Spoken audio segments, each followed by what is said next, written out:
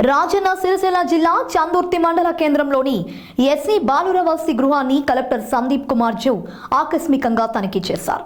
ఈ సందర్భంగా హాస్టల్లోని store room, toilets, kitchen గదులు, రిజిస్టర్ పరిశీలించారు.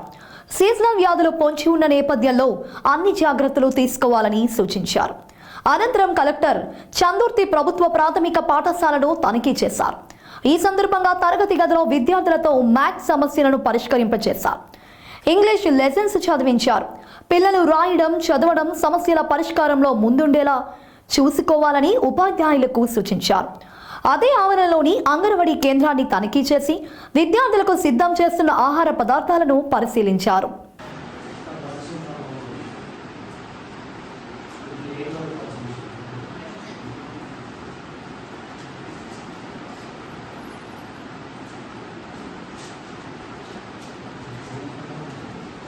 Ini buka.